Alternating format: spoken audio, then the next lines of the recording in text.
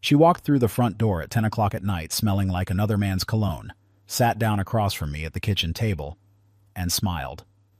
Not the kind of smile that says, "I'm sorry I'm late." Not the kind that says, "I know we need to talk." The kind that says she'd already won something. And then she told me, just like that. Casual. Like she was telling me about traffic on I-285. "You know what happened today, Boyd? I had a one-night stand with my boss, and honestly, I'd do it again." I looked at her for exactly 3 seconds. Then I picked up my fork, cut into the last piece of the pork chop I'd been eating alone at that table for 2 hours, and chewed it slowly. I didn't slam the table. I didn't yell. I didn't say a single word. She expected fire. She got silence. And that silence? That was the most expensive thing I ever gave Lena Mercer in 14 years of marriage. Because by the time the sun came up the next morning, she finally understood what that quiet really meant. And she wasn't smiling anymore. My name is Boyd Mercer. I'm 44 years old. I run 3 hardware stores in the greater Atlanta metro area, one in Smyrna, one in Kennesaw, and one in Marietta that I opened 11 years ago when nobody thought a small independent could survive next to the big box chains on Barrett Parkway. People told me I was out of my mind. I told them I knew my customers better than any corporate floor manager ever would. Turns out I was right. 3 stores, 18 full-time employees, and a reputation in Cobb County that took 20 years of early mornings and calloused hands to build. I grew up in Cartersville, about 45 minutes north of Atlanta. My father worked at a plant nursery his whole life, and my mother cleaned houses. We weren't poor, but we understood that everything you had was something you earned, and everything you earned could disappear if you got careless. That lesson sat in my chest like an anchor. Still does. I have a son, Tate. He's 22, from my first marriage, which ended before it ever really started. His mother and I were too young and too stubborn, and we knew it within 2 years. The split was honest, at least. No games. We co-parented Tate without drama, and he turned out to be the kind of young man who makes you proud without needing to be told to. He's finishing up a business degree at Kennesaw State right now, working part-time at my Marietta store on weekends. Good kid. Solid. And then there was Lena. I met Lena 11 years ago at a Chamber of Commerce event in Marietta. She was working in commercial real estate at the time, sharp as a tack. Funny in that dry way where you don't always realize she's made a joke until 3 seconds after she's delivered it. She was 33 then. Beautiful in a way that made a room shift when she walked in. We dated for 2 years, got married at a vineyard out in Dahlonega, up in the North Georgia mountains, and I thought I'd finally gotten it right the second time around. For a while I had. But people change. Or maybe they don't change. Maybe they just finally stop pretending to be who they were in the beginning. I've never been able to figure out which one it is with Lena. All I know is that the woman who walked through my front door at 10 o'clock on a Tuesday night in March was not the woman I married. And I think, if I'm being honest with myself, she hadn't been that woman for quite a long time before I admitted it. Before we go any further, if this story is hitting close to home, if you know what it feels like to sit at a kitchen table alone wondering where your life went sideways, hit that subscribe button right now and drop a comment below. Tell me what you're going through. You'd be surprised how many people are sitting in the exact same chair you're sitting in, and stick around, because this story is far from over.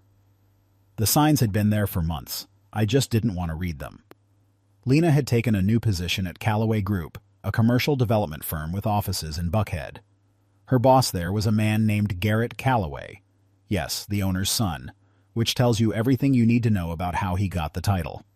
He was 38, twice divorced, drove a black G-Wagon with a personalized plate, and had the kind of confidence that comes not from earning anything, but from never having to. Lena talked about him constantly in the beginning. Garrett this. Garrett says Garrett thinks the Midtown project is going to close at $12 million.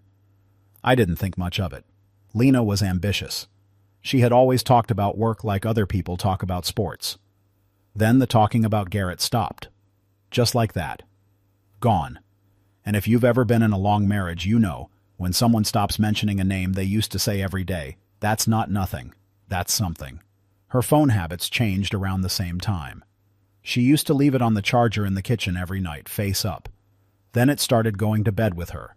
Then it started coming into the bathroom. Then it developed a new passcode that she set herself one Saturday afternoon while I was out back doing yard work, without mentioning it and without thinking I'd notice. But I noticed. She started coming home later. First it was 7, which I understood.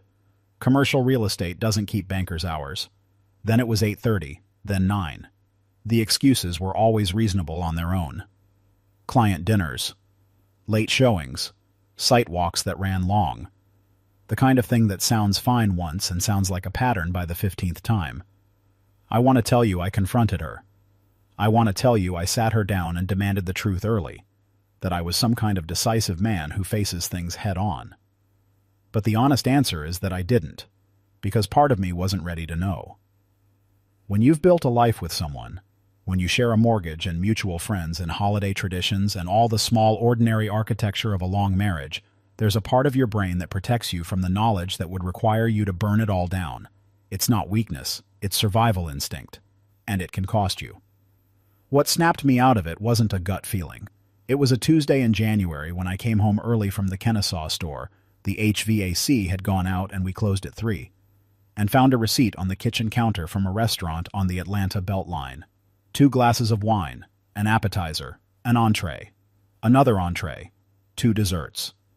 The date was a Thursday 2 weeks prior, a night Lena told me she'd been at a networking dinner with 6 people from her office. You don't order 1 dessert apiece at a table of 6. You order a plate for the table, maybe. But 2 desserts means 2 people. Intimate, deliberate. I took a photo of that receipt with my phone and said nothing. I called my accountant, Sherman Dade, the next morning.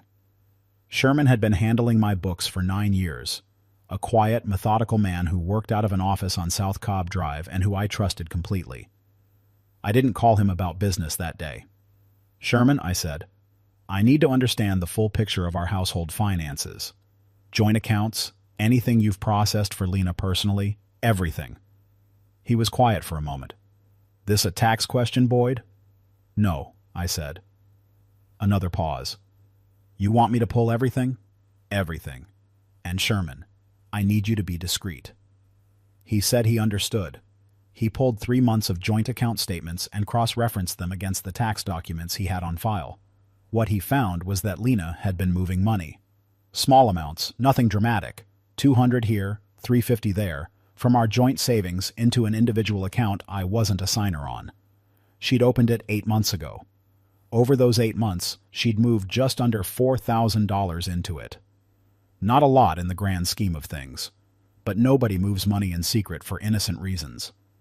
I took that information to my attorney, Colette Rashad. Colette ran a practice in Marietta focused on family law and high-asset divorces. She was direct, fast-thinking, and she did not waste words. So she's building a cushion, Colette said, leaning back in her chair and looking at the statements I'd brought her. That's how I read it, I said. How long do you think this has been going on? The affair, not the money. At least 6 months, maybe longer. Colette nodded slowly. Georgia is a no-fault divorce state, but behavior matters when it comes to asset division and potential alimony disputes. If she's been conducting an affair and moving marital funds, that's relevant. I want you to do a few things before you do anything else. She told me to document everything I could without confronting Lena. Photograph the receipts. Screenshot any relevant financial activity I had access to. Write down dates and observations with timestamps. Keep it factual. Keep it cold. She also told me to do one more thing that I hadn't expected. Start separating your business assets in ways that are legally defensible, she said. Not hiding anything. Everything through proper channels. But make sure the picture is accurate before anyone starts making claims about what's marital property and what's not. I'd already put all 3 stores in an LLC years ago, on the advice of my original business attorney. Colette said that was in my favor. We spent the next hour going through the structure carefully. By the time I left her office, I had a plan. Not a revenge plan. Not a dramatic plan. Just a quiet, methodical, Boyd Mercer plan. The kind that starts with information and ends with solid ground. And I had not said a single word to Lena. February passed slowly. I watched and I documented and I kept going to work and coming home and eating dinner and sleeping in the same bed. And every night I lay there in the dark next to a woman who was already gone, and I grieved something I hadn't lost yet and wouldn't admit I'd already lost. Tate called me during this time. He could hear something in my voice even over the phone. He always could, even when he was a kid. He'd ask how things were going, and I'd say fine, and there'd be a pause where he was deciding whether to push, and then he'd let it go. One Sunday in late February, he came to the Marietta store to work his shift, and afterward we went to get dinner at a barbecue place on Whitlock Avenue we'd been going to together since he was 12. He ordered the pulled pork like always. I ordered the brisket. We talked about the store and his coursework and his plans after graduation, and then he set down his fork and looked at me in that straight, patient way he has. "Dad, what's going on with you and Lena?" I looked at my plate for a second. Then I looked at my son. He's 22, but sitting across from me in that booth, he seemed older, steadier than I felt. "I'm working through some things," I said. "Is the marriage in trouble?"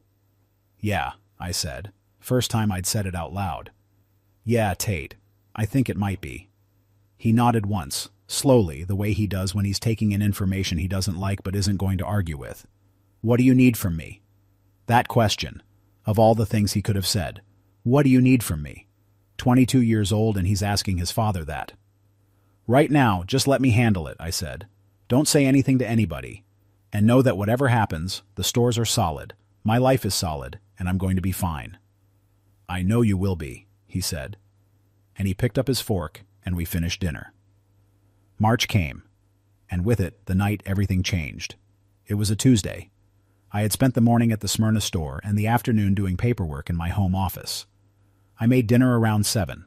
Pork chops, roasted potatoes, green beans, the kind of simple meal I'd always been able to put together without thinking about it. I set one place at the table.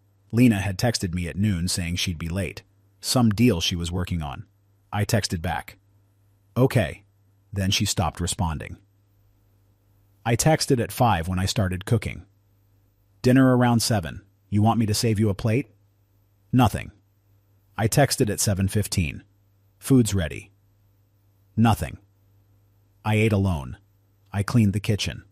I sat back down at the table with a glass of water and waited. Not because I expected anything good, but because I needed to see what she walked in as. At 10 o'clock, I heard her key in the lock. She looked polished, not the disheveled look of someone who'd been in long meetings. Her hair was down, and it had that kind of careful quality that takes deliberate effort. Her lipstick was fresh. You don't reapply at 10 at night after a work dinner without a reason. She smelled like a cologne I didn't own. She set her bag on the counter and looked at me sitting at the kitchen table in the light of the overhead fixture, and she smiled. The wrong smile. The one I mentioned at the beginning. "You were waiting up," she said. Not a question, not quite an apology. "Just finishing my water," I said. She sat down across from me, leaned back in the chair, and I watched her decide something in real time. I could see it pass across her face like a weather front moving through, and then she said it. "You know what happened today, Boyd?"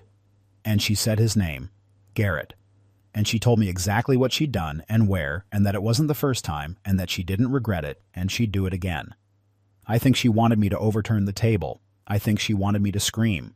I think she needed me to make a scene so she could cast herself as the victim of my reaction, rather than the architect of her own choices.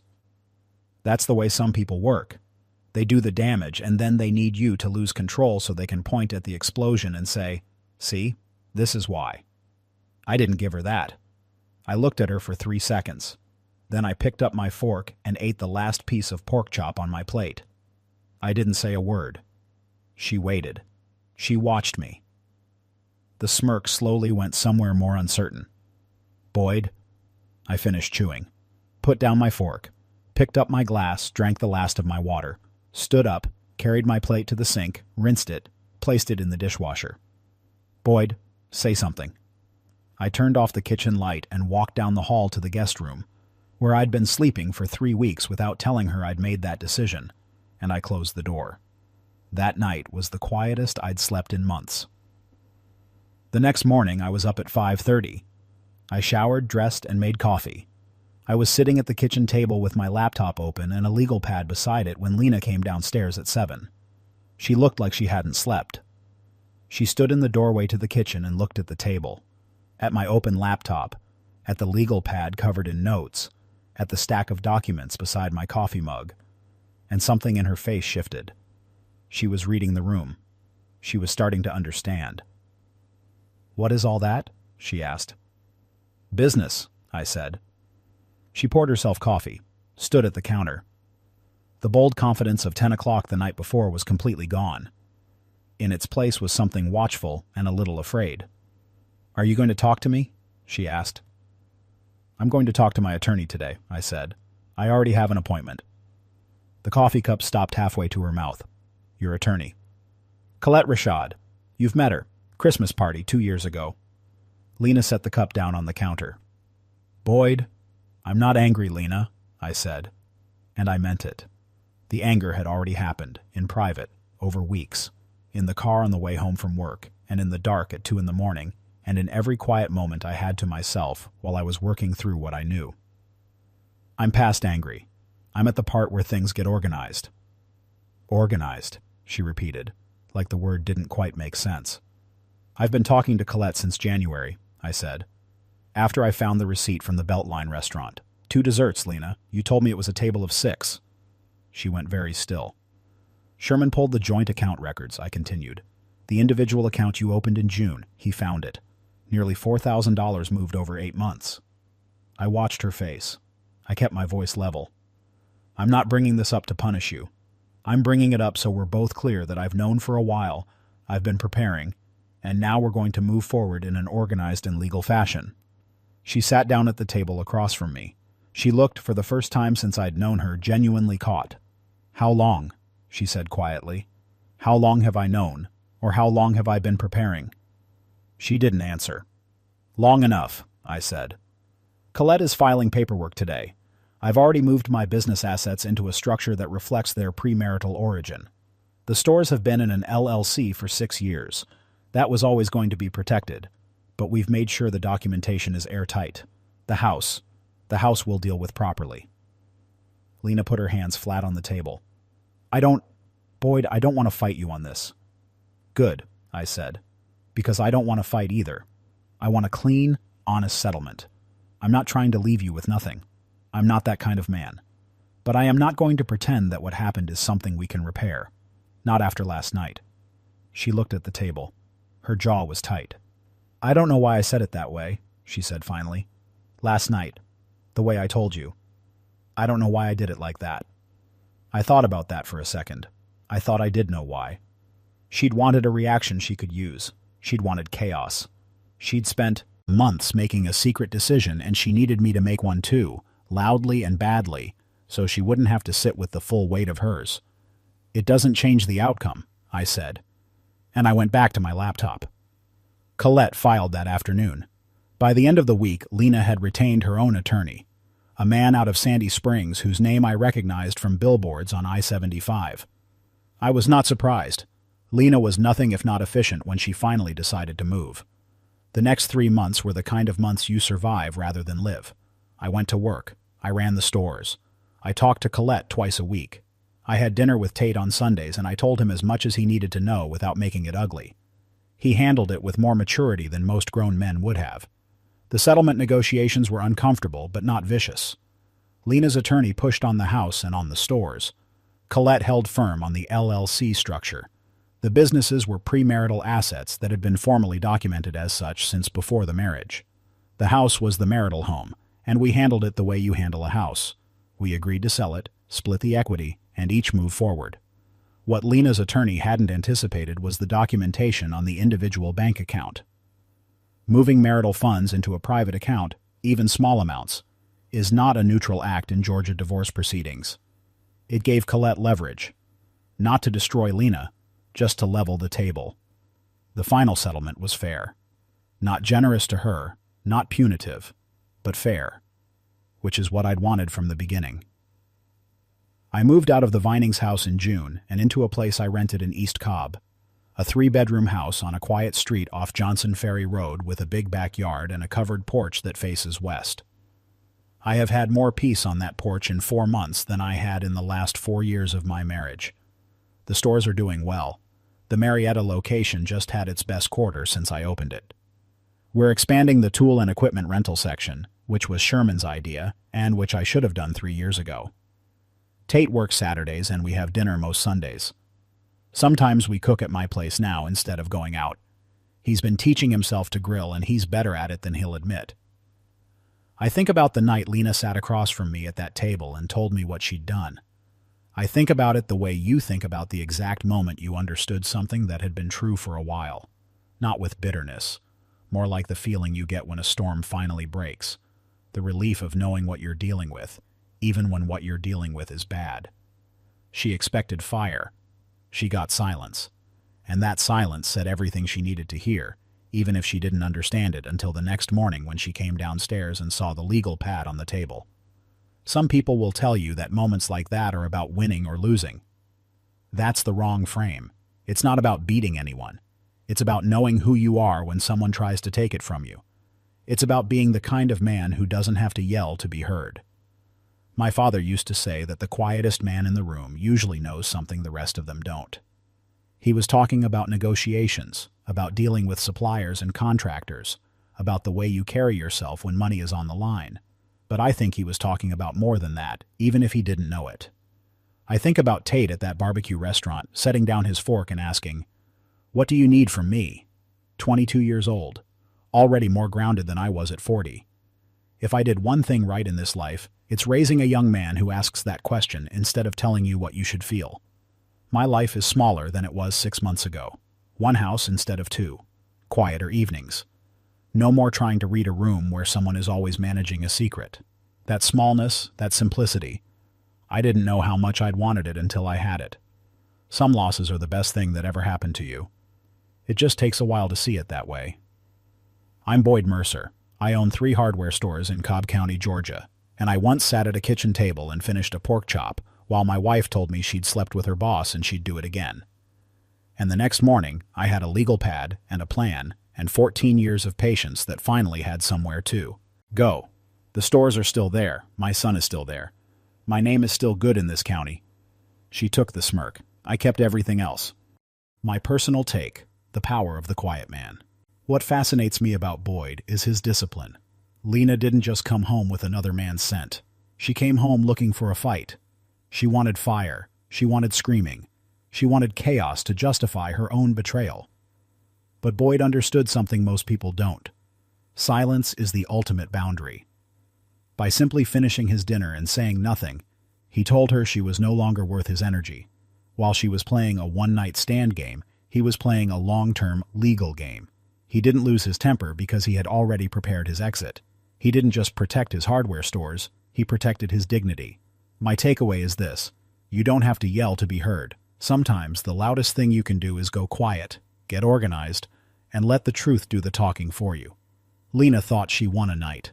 Boyd won his future, and that's the difference between someone who is just ambitious and someone who is truly solid.